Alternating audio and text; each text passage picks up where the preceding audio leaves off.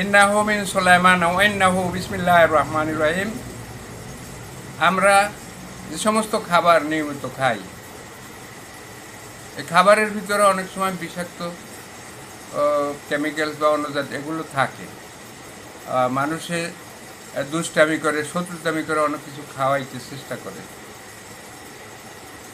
এই জন্য সুন্দর একটা আমল এসব বিষাক্ত খাবারে যাতে ক্ষতি না করে, এই জন্যে আপনারা সবাই জানেন সূরা কুরাইশ,